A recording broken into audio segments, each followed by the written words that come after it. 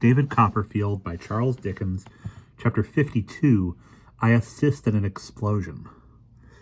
When the time Mr. Micawber had appointed so mysteriously was written 24 hours of being come, my aunt was very unwilling to leave Dora. Ah, how easily I carried Dora up and down the stairs now. We were disposed to arrange that she should stay at home and be represented by Mr. Dick and me, when Dora unsettled us by declaring that she would never forgive herself and never would forgive her bad boy if my aunt remained behind on any pretense. "I won't speak to you," Dora said, shaking her curls at my aunt. "I'll be disagreeable. I'll make Jip bark at you all day. I shall be sure that you really are a cross old thing if you don't go." "Tut, Blossom," laughed my aunt. "You know you can't do without me." "Yes, I can," said Dora. "You are no use to me at all. You never run up and down the stairs for me all day long.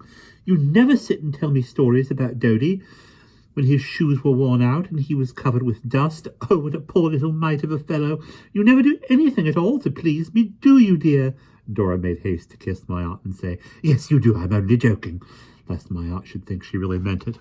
"Besides," said Dora, putting back her hair and looking wonderingly at my aunt and me, "why shouldn't you both go? I am not very ill indeed, am I?" "Why, what a question!" cried my aunt. "What a fancy!" said I. "Yes, I know I am a silly little thing," said Dora, slowly looking from one of us to the other and then putting up her pretty lips to kiss us as she lay upon the couch. "Well, then, you must both go, or I shall not believe you, and then I shall cry." We agreed without any more consultation that we would both go, and Dora was a little impostor who feigned to be rather unwell because she liked to be petted.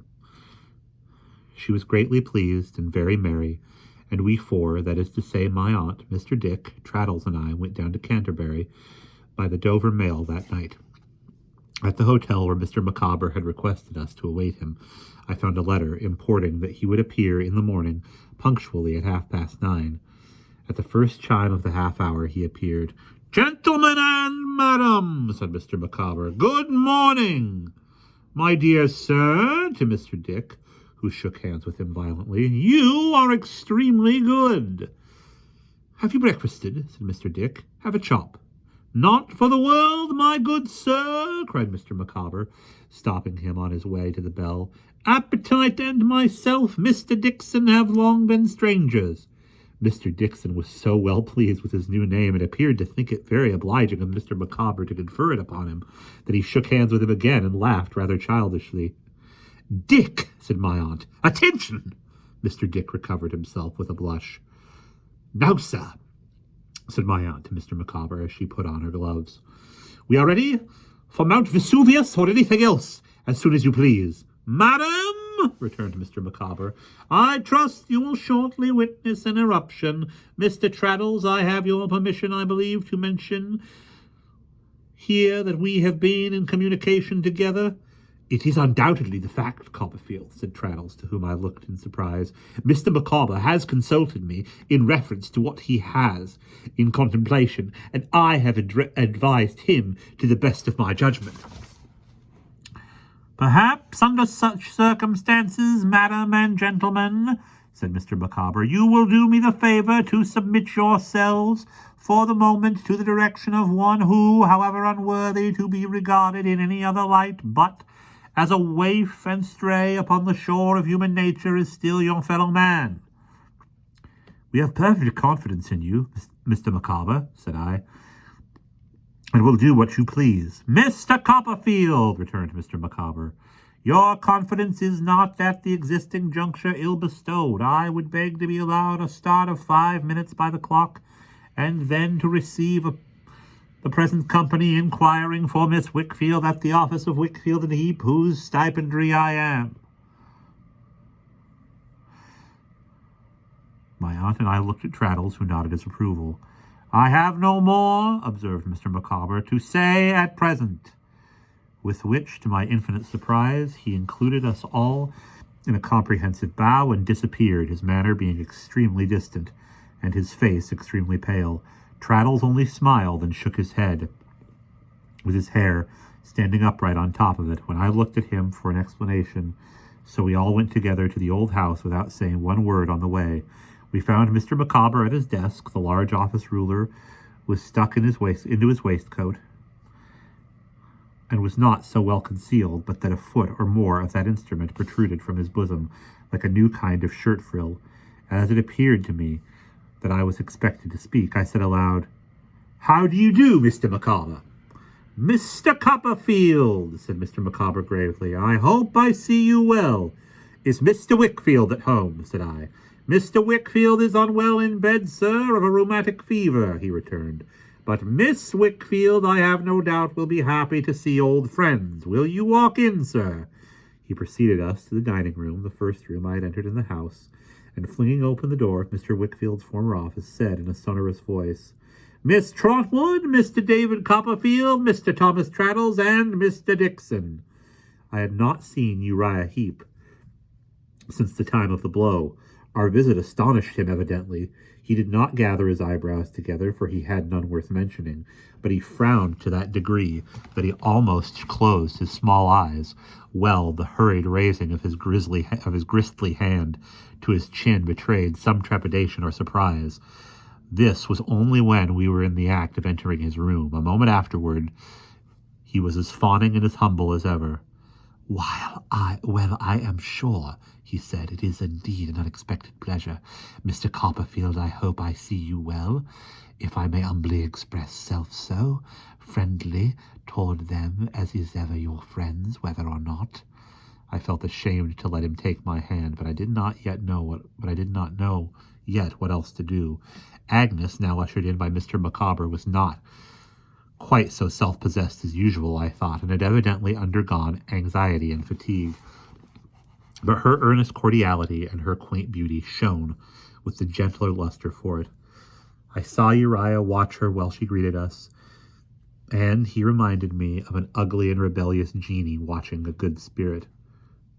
In the meanwhile, some slight sign passed between Mr. Micawber and Traddles, unobserved except by me, went out.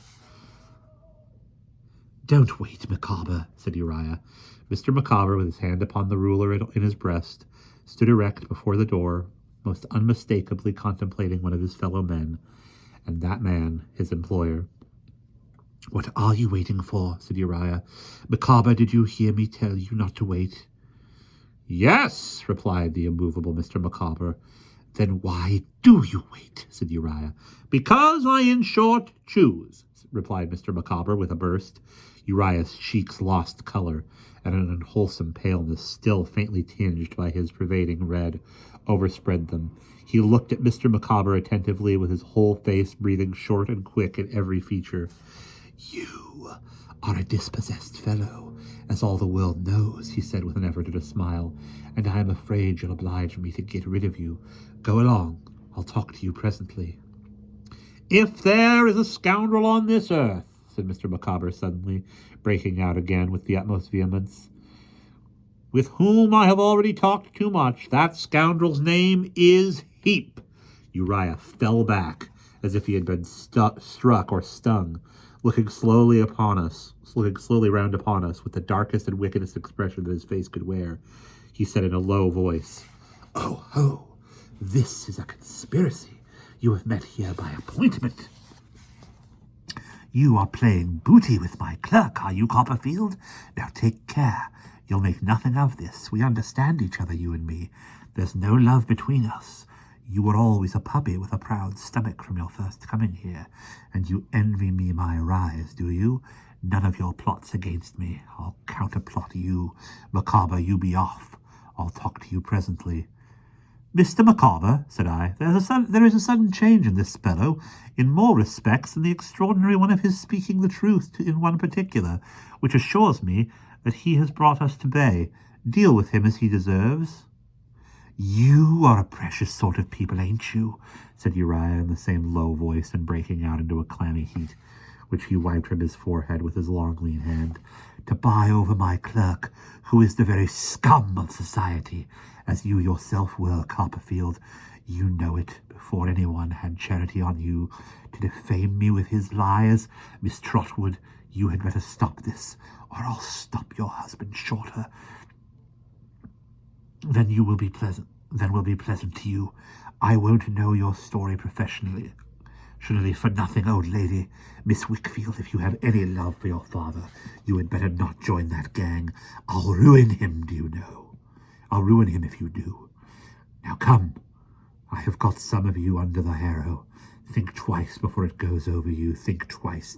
So you, Micawber, if you don't want to be crushed, I recommend you take yourself off and be talked to presently, you fool. Well, there's time to retreat. Where's Mother? He said, suddenly appearing to notice with alarm the absence of Traddles and pulling down the bell rope. Fine doings in a person's own house. Mr. Heap is here, sir, said Traddles, returning with that worthy mother of a worthy son. I have taken the liberty of making myself known to her. Who are you to make yourself known? Retorted Uriah. And what do you want here? I am the agent and friend of Mr. Wickfield, sir, said Traddles in a composed, businesslike way, and I have a power of attorney from him in my pocket to act for him in all matters. The old arse has drunk himself into a state of dotage, said Uriah, turning uglier than before, and it has been got from him by fraud. Something has been got from him by fraud, I know, returned Traddles quietly, and so do you, Mr. Heap, and we will refer that question, if you please, to Mr. Micawber. Uri, Mrs. Heap began with an anxious gesture. You hold your tongue, Mother, he returned. Least said, soonest mended. But my Uri, will you hold your tongue, Mother, and leave it to me? Though I had long known that his civility was false, and all his pretenses knavish and hollow, I had no adequate conception of the extent of his hypocrisy until I now saw him with his mark off, the suddenness with which he dropped it, when he perceived that it was useless to him, the malice, insolence, and hatred he revealed, the leer with which he exulted, even at this moment, in the evil he had done, at first took even me by surprise. After some rubbing of the lower part of his face, and some looking at us with those bad eyes over his grisly fingers, he made one more address to me, half whining and half abusive. You think it justifiable, do you, Copperfield? You who pride yourself so much on your honour and all the rest of it, to sneak about my place, eavesdropping with my clerk. If it had been me, I shouldn't have wondered, for I don't make myself out a gentleman, though I never was in the streets either, as you were, according to Micawber. But being you, and you're not afraid of doing this either, you don't think at all of what I shall do in return, of getting yourself into trouble for conspiracy and so forth. Very well. We shall see, Mr. What's-your-name. You were going to refer some question to Micawber. There's your referee. Why don't you make him speak? He has learnt his lesson, I see. Seeing that what he said had no effect on me or any of us, he sat on the edge of his table with his hands in his pockets, and one of his feet twisted round the other leg, waiting doggedly for what might follow. Mr. Micawber, whose impetuosity I had restrained thus far with the greatest difficulty, and who repeatedly interposed with the fine syllable of scoundrel upon getting to the second, and now burst forward, drew the ruler from his breast, apparently as a defensive weapon, and produced from his pocket a fool's cap document, folded in the form of a large letter. Opening this packet with his old flourish, and glancing at the contents as if he cherished an artistic admiration for their style of composition, he began to read as follows. Dear Miss Trotwood and gentlemen. Bless and save the man, exclaimed my aunt in a low voice. He'd write letters by the ream, if it was a capital offence. Mr. Micawber, without hearing her, went on. In appearing before you to denounce probably the most consummate villain that has ever existed, Mr. Micawber, without looking off the letter, pointed the ruler like a ghostly truncheon at Uriah Heep. I ask no consideration for myself, the victim from my cradle of pecuniary liabilities to which I have been unable to respond. I have ever been the sport and toy of debasing circumstances. Ignominy, want, despair, and madness have collectively or separately been the attendants of my career. The relish with with which Mr. Micawber described himself as prey to these dismal calamities was only to be equaled by the emphasis with which he read his letter, and the kind of homage he rendered to it, with a roll of his head, when he thought he had hit a sentence very hard indeed.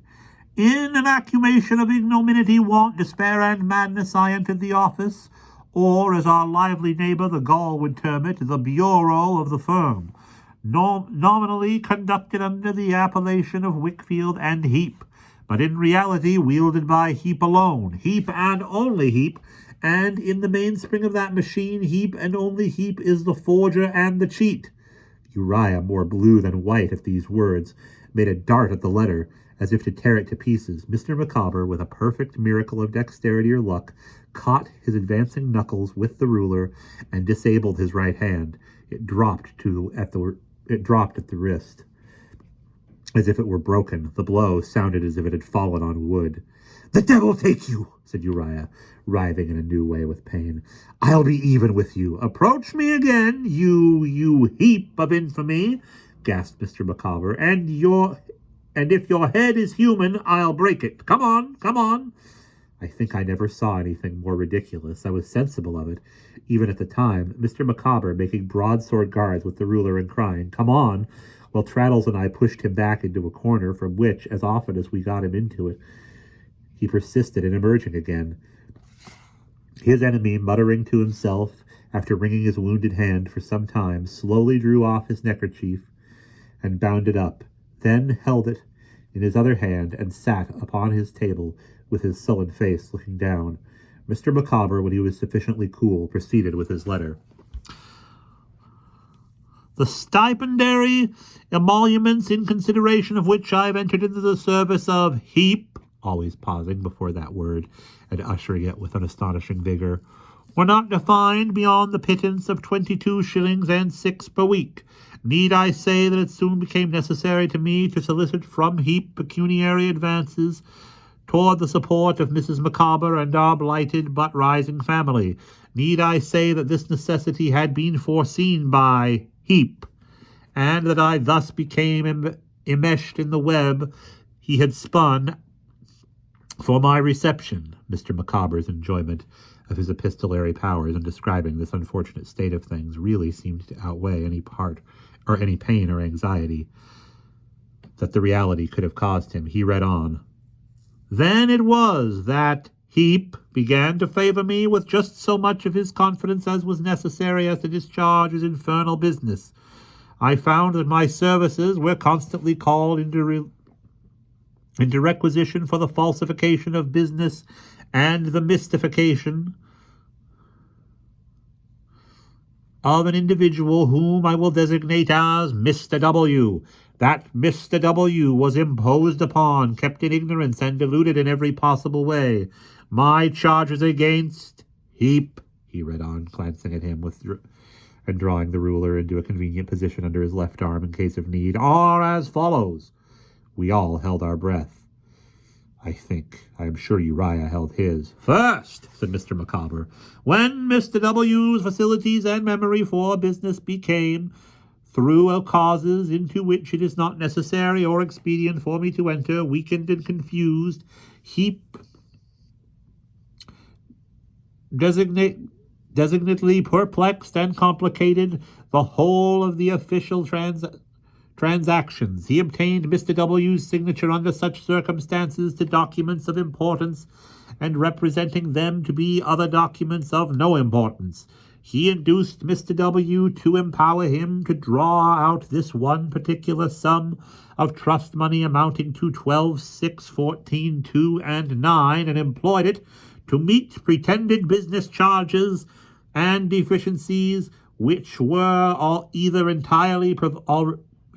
already provided for or had never really existed. He gave this proceeding throughout the appearance of having originated in Mr. W.'s own dishonest intention and of having been accomplished by Mr. W.'s own dishonest act, and has used it ever since to torture and constrain him. "You shall prove this, you Copperfield," said Uriah with a threatening shake of his head. "All in good time. Ask Heap." Mr. Traddles, who lived in his house after him, said Mr. Micawber, breaking off from the letter. Will you?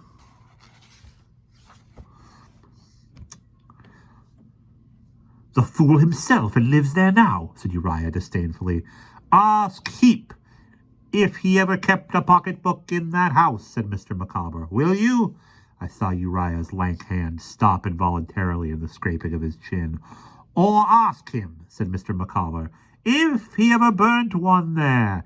If he says yes and asks you where the ashes are, refer him to Wilkins Micawber, and he will hear of something not at all to his advantage.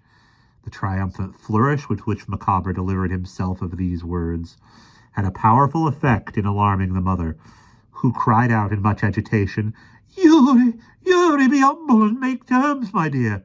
Mother, he retorted, will you keep quiet? You're in a fright, and don't know what you say or mean. Humble, he repeated, looking at me with a snarl. I've humbled some of 'em for a pretty long time back, humble as I was.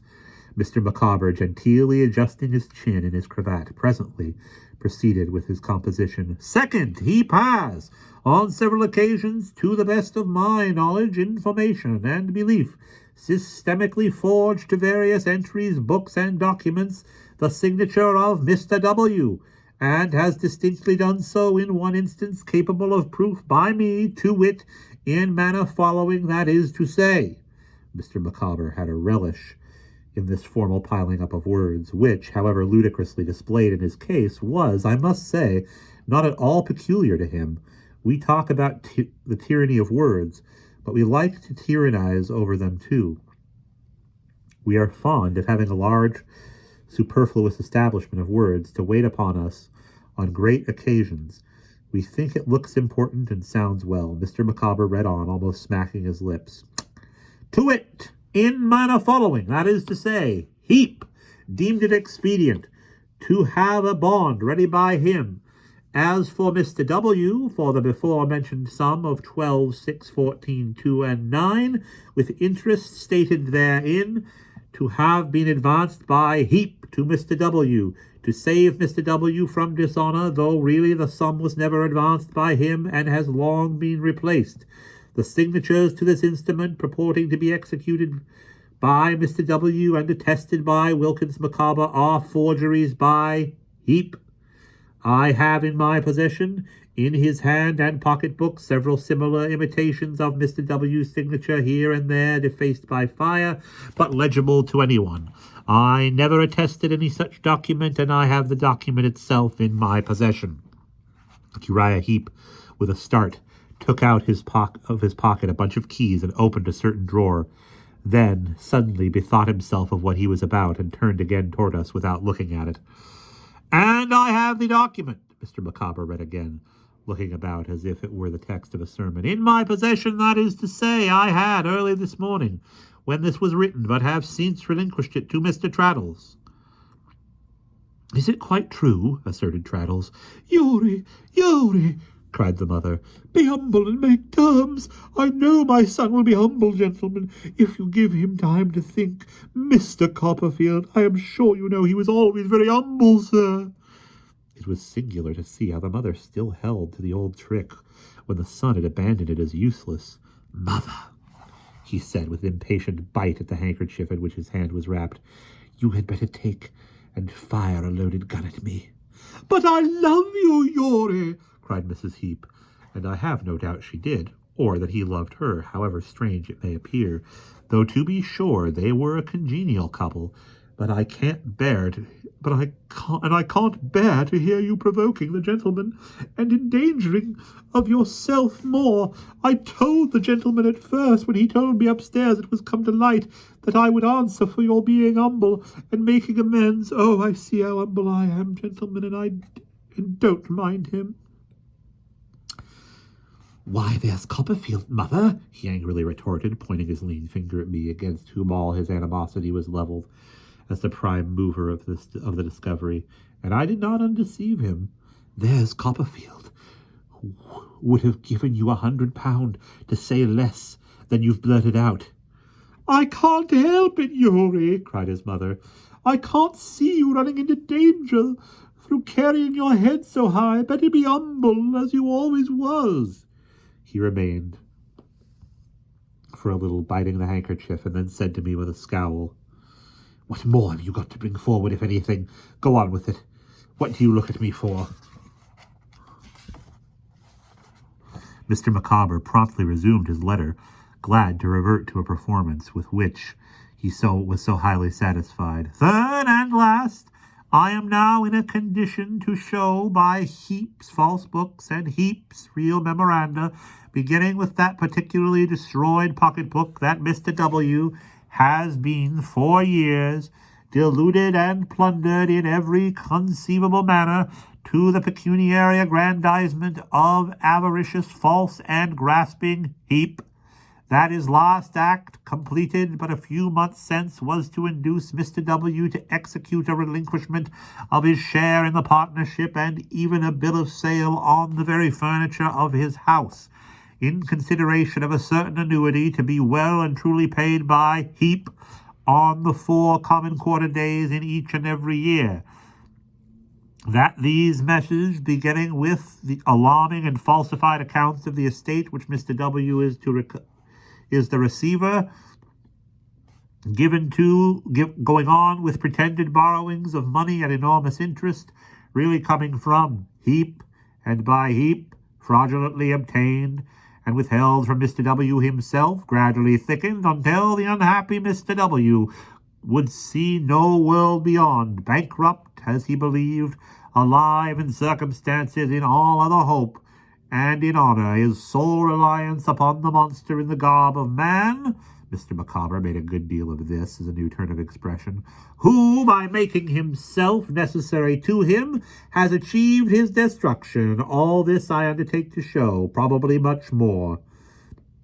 There was, as I had noticed on my first visit long ago, an iron safe in the room. The key was in it. A hasty suspicion seemed to strike Uriah, and with a glance at Mr. Micawber, he went to it and threw the doors clanking open. It was empty. "Where are the books?" he cried with a frightful face. "Some thief has stolen the books."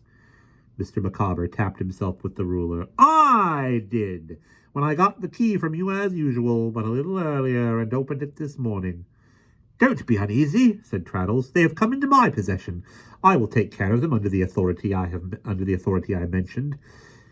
"You receive stolen goods, do you?" cried Uriah. "Under such circumstances," answered Traddles, "yes." What was my astonishment when I beheld my aunt, who had been profoundly quiet and attentive, make a dart at Uriah Heep and seize him by the collar with both hands. "You know what I want?" said my aunt. "A straight waistcoat," said he. "No, my property," returned my aunt.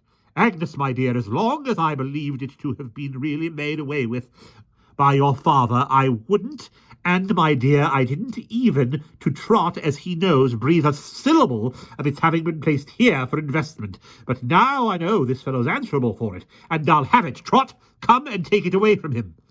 Whether my aunt supposed for the moment that he kept her property in his neckerchief, I am sure I don't know, but she certainly pulled at it as if she thought so. I hastened to put myself between them, and to assure her that we would all take care that he should make the utmost restitution of everything he had wrongly got.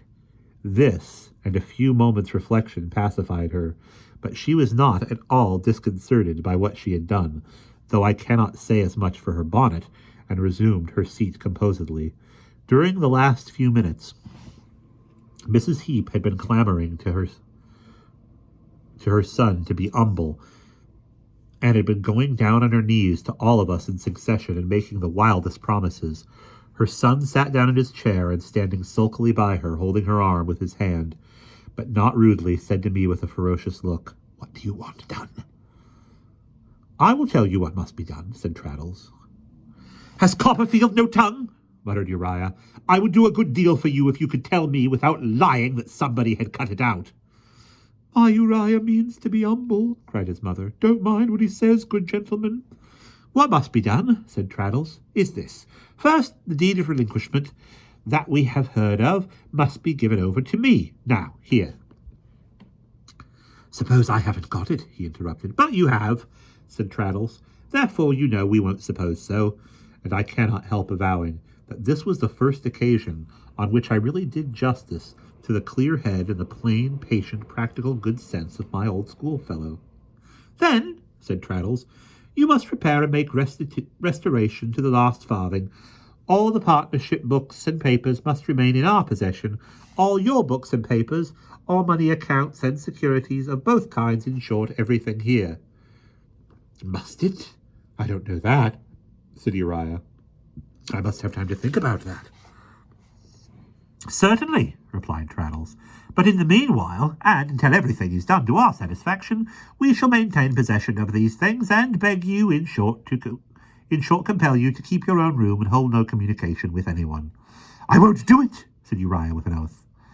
"Maidstone jail is a safer place for detention," observed Traddles, "and though the law may be no longer in writing us, and may not be able to write us so completely as you can, there is no doubt of its punishing you. Dear me, you know that quite as well as I, Copperfield. Will you go round to the guide hall and bring a couple of officers?" Here Mrs. Heep broke out again, crying on her knees to Agnes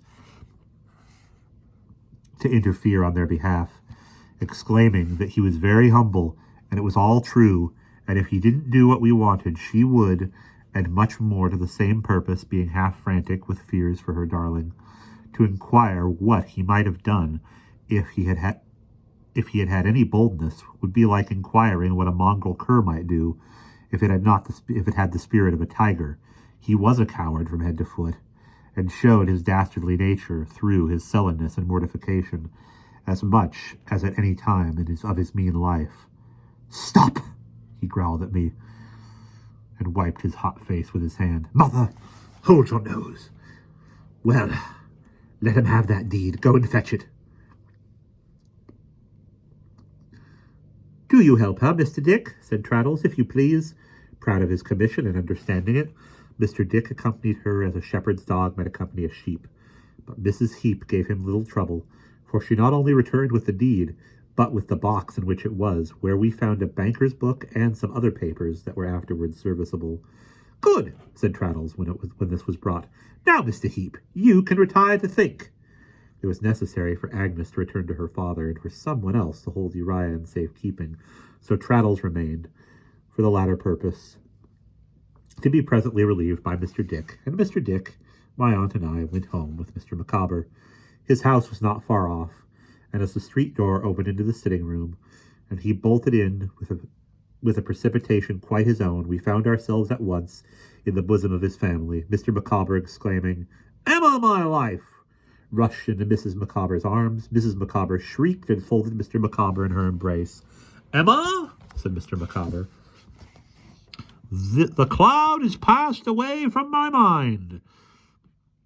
Mutual confidence so long preserved between us once is restored, to know no further interruption. Now welcome poverty," cried Mr. Micawber, shedding tears.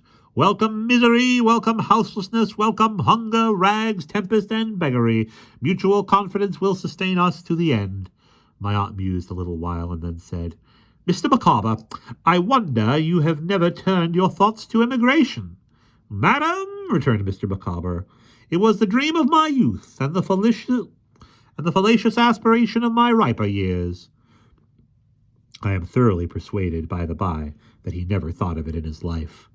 "Aye," said my aunt with a glance at him. "Why, what a thing it would be for yourself and your family, Mr. and Mrs. Micawber, if you were to emigrate now." "Capital, madam, capital," urged Mr. Micawber gloomily. "That is the principle, I may say. The only difficulty, my dear Copperfield," assented his wife. "Capital!" cried my aunt. "But you are doing us a great service. Have done us a great service, I may say, for surely much would come out of the fire. And what could we do for you that would be half so good as to find the capital?" "I could not receive it as a gift," said Mr. Micawber, full of fire and animation, "but as a sufficient sum could be advanced, say at 5% interest per annum upon my personal liability, say my notes at hand at 12, 18, and 24 months respectively, to allow time for something to turn up." "Could be? Can be and shall be, on your own terms, returned my aunt. If you say the word, think of this now, both of you. Here are some people David knows going out to Australia shortly. If you decide to go, why shouldn't you go on the same ship? You may help each other. Think of this now, Mr. and Mrs. Micawber. Take your time and weigh it well.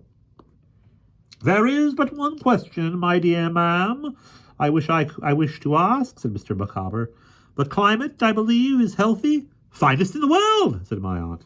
Just so, returned Mr. Micawber. Then my question arises. Now, are the circumstances of the country such that a man of... Just so, returned Mrs. Micawber. Then my question arises. Now, are the circumstances of the country such that a man of Mr. Micawber's abilities would have a fair chance of rising in the social scale? I will not say at present, might he aspire to be governor or anything of that sort, but would there be a reasonable opening for his talents to develop themselves that would be amply sufficient to find their own expansion? No better opening anywhere, said my aunt, for a man who conducts himself well and is industrious.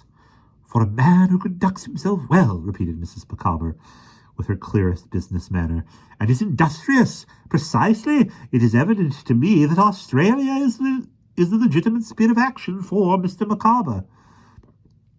I entertain conviction, my dear madam, said Mr. Micawber, that is, under existing circumstances, the only land for myself and family, and that something of an extraordinary nature will turn up on that shore is no distance, comparatively speaking, and though consideration